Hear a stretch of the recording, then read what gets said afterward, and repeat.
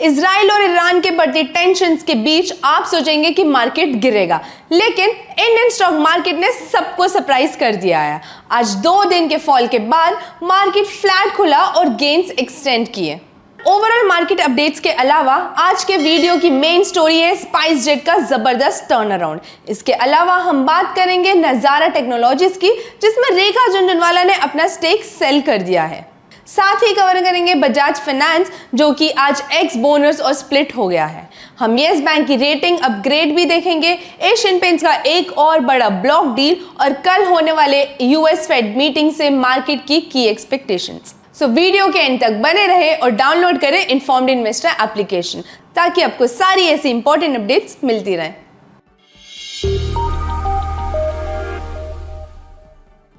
Weekend पर budget airline spice jet ने अपने Q4 के रिजल्ट्स डिक्लेयर किए।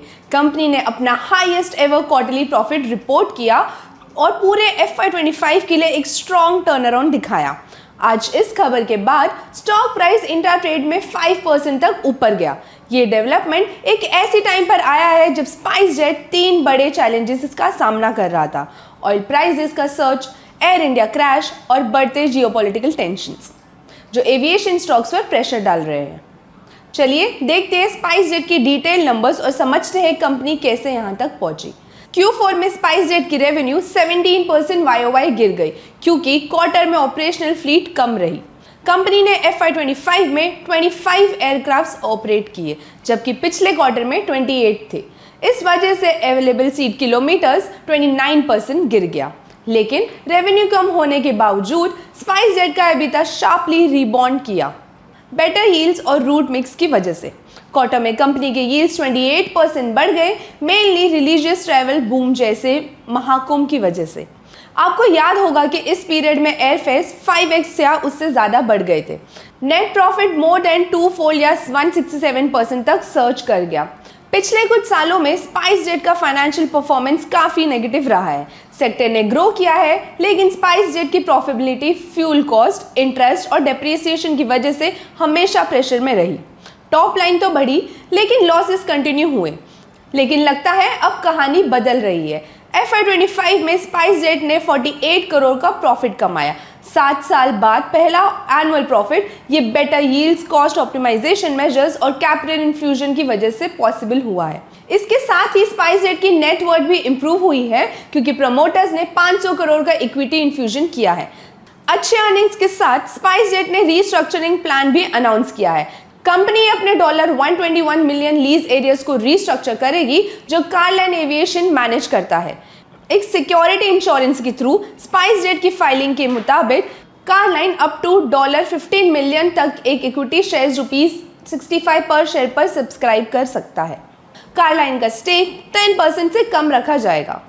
ये डील लीजर्स के एरियाज को पूरी तरह रीस्ट्रक्चर करेगी। पिछले 10 सालों में इंडिया की एविएशन इंडस्ट्री ने जबरदस्त ग्रोथ दिखाई। 2014 में ऑपरेशनल एयरपोर्ट 74 थे, जब अब बढ़कर 160 प्लस हो गए हैं। प्लान है कि 2047 तक 350 to 400 तक लेके जाएं। एयरपोर्ट्स काउंसिल इंटरनेशनल के मुताबिक इंडिया 2026 तक दुनिया का 3rd लार्जेस्ट एविएशन मार्केट बन सकता है और 2040 तक 1.3 बिलियन पैसेंजर्स ट्रिप्स होने का एस्टिमेट है। ये ध्यान में रखते हुए स्पाइस जेट मैनेजमेंट ने भी अपना स्ट्रॉन्ग एक्सपेंशन प्लान बताया है, जहां 2025 तक फ्लीट को 25 से 52 प्लेन्स तक लेके जाया जाएगा। लेकिन इन्वेस्टर्स को याद रखना चाहिए कि कितना फायदा इस साल महाकुंभ की वजह से हुआ है, वो हर साल नहीं होगा। फाइनली सब कुछ स्पाइस जेट की ऑपरेशनल एबिलिटी पर डिपेंड करेगा। मैनेजमेंट कॉन्फिडेंट है कि ग्रोथ आएगी, क्योंकि अगले 6 महीने में फ्लीट डबल हो सकती है। लेकिन बढ़ते जियोपॉलिटिकल टेंशंस की वजह से एयरलाइंस को कैंसिलेशंस और बुकिंग ट्रेंड्स में एडवर्स इंपैक्ट देखने को मिल सकता है, जो इंडस्ट्री के लिए अच्छा सिग्नल नहीं है। इन्वेस्टर्स को इसलिए कॉशियस रहना चाहिए।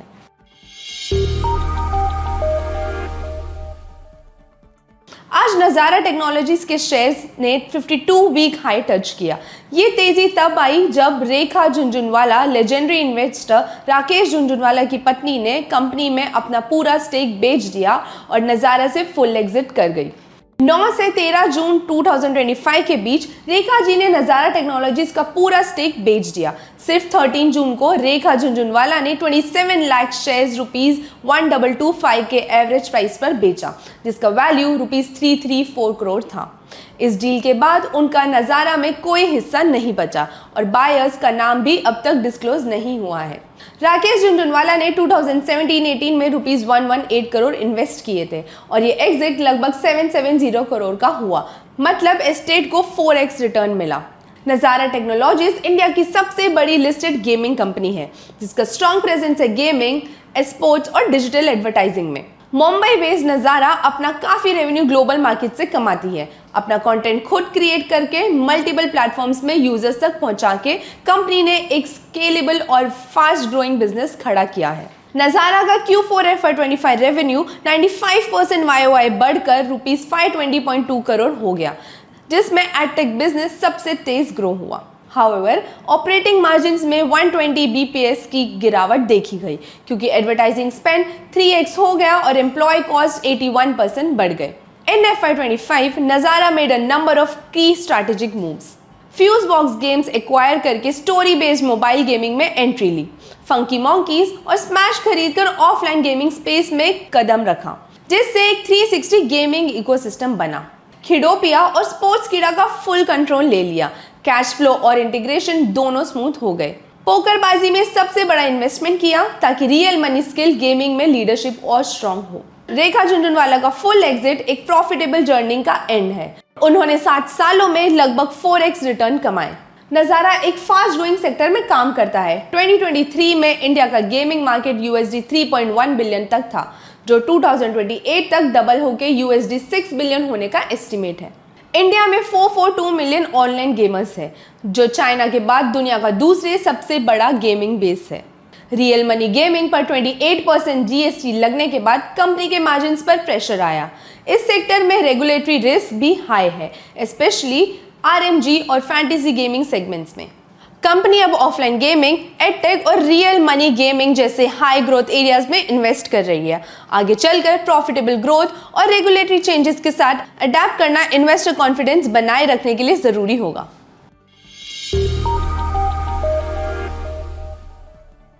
बजाज फाइनेंस का स्टॉक फ्राइडे की क्लोजिंग प्राइस से आज 90% नीचे खुला।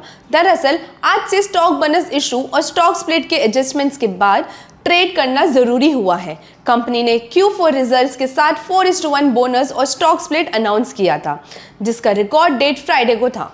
इसका मतलब ये है कि जिनके पास फ्राइडे की क्लोजिंग तक बजाज फाइनेंस के शेयर्स थे, वो बोनस शेयर्स और स्टॉक स्प्लिट के लिए एलिजिबल है। तो स्टॉक का प्राइस 90% गिरना सिर्फ एक ऑप्टिकल इफेक्ट है, एक्चुअल वैल्यू में कोई नुकसान नहीं हुआ है।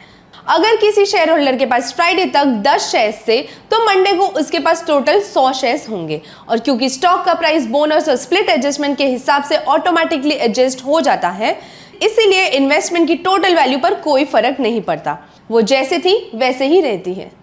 आज की ट्रेडिंग सेशन में स्टॉक ने एडजस्टेड प्राइस से 2.4% का इंट्राडे हाई बनाया। आज एशियन पेंट्स के शेयर्स लगभग 1% बढ़कर 2235.8 तक पहुंच गए, जब 85 लाख शेयर्स की एक ब्लॉक डील ₹1876 करोड़ के वैल्यू पर हुई। इससे पहले थर्सडे को रिलायंस इंडस्ट्री LTD ने भी एक ब्लॉक डील के जरिए SBI म्यूचुअल फंड को एशियन पेंट्स में अपनी 3.6% स्टेक बेच दी। इस डील में RIL ने 3.5 करोड़ शेयर्स ₹2201 पर शेयर के भाव पर बेचे थे। इस सेल के बाद भी RIL के पास एशियन पेंट्स के 87 लाख शेयर्स बचे हुए हैं। वेदांता लिमिटेड 18 जून को बोर्ड मीटिंग करेगी, जिसमें FY26 का पहला इंटरिम डिविडेंड कंसिडर किया जाएगा। रिकॉर्ड डेट 24 जून फिक्स की गई है, मतलब जो इन्वेस्टर्स इस डेट तक शेयर्स होल्ड करेंगे उन्हें डिविडेंड मिलेगा। इस रिकॉर्ड डेट के पिछले स्टॉक में इन्वेस्टर्स इंटरेस्ट बढ़ने की संभावना है। नोट करें कि वेदांता का डिविडेंड ट्रैक रिकॉर्ड काफी स्ट्रॉन्ग रहा है। आज की करंट मार्केट प्राइस ₹463 पर वेदांता लगभग 10% की इंप्रेसिव डिविडेंड यील्ड कर रहा है।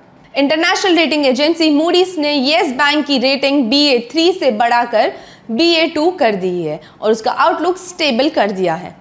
ये फैसला बैंक की क्रेडिट प्रोफाइल में ग्रेजुअल सुधार को देखते हुए लिया जाएगा, जैसे कि उसकी कैपिटल पोजीशन और लोन लॉस रिजर्व्स में इंप्रूवमेंट। लेकिन BA2 रेटिंग अभी भी मूडीज के रेटिंग स्केल के हिसाब से नॉन इन्वेस्टमेंट ग्रेड कैटेगरी में आती है। इस न्यूज के बावजूद स्टॉक ने कोई पॉजिटिव रिएक्शन नहीं दिखाया।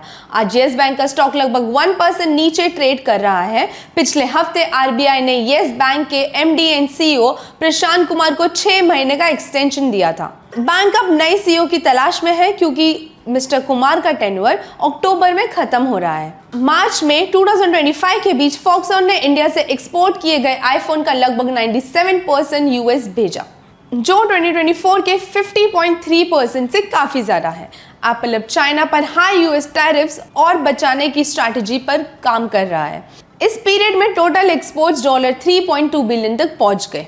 सिर्फ मई में ही $1 बिलियन का एक्सपोर्ट हुआ। जैन में 2025 में फॉक्सकॉन ने यूएस को $4.4 बिलियन वर्थ आईफोन शिप किए, जो 2024 के पूरे साल के $3.7 बिलियन से ज्यादा है। एप्पल ने मार्च में $2 बिलियन के डिवाइसेस शिप करने के लिए चार्टर प्लेन्स भी यूज किए और चेन्नई में फास्टर कस्टम्स क्लियरेंस के लिए पुश कर रहा है। 2025 में इक्विटी मार्केट्स पूरे साल अब तक वॉलेटाइल ही रहे हैं, लेकिन एक चीज जो कांस्टेंट रही है वो है इंडिया का बढ़ता हुआ इक्विटी एसेट्स अंडर मैनेजमेंट, और नंबर्स खुद एक जबरदस्त स्टोरी बताते हैं। मई के एंड तक इक्विटी AUM ₹32.1 ट्रिलियन तक पहुंच गया, जो पिछले महीने से 4.8% ज्यादा है और पिछले साल के इसी महीने से 26% ऊपर है। ये ग्रोथ मार्केट रिकवरी और मेनली सिस्टमैटिक इन्वेस्टमेंट प्लान्स की स्टेडी इनफ्लोस की वजह से हुआ है।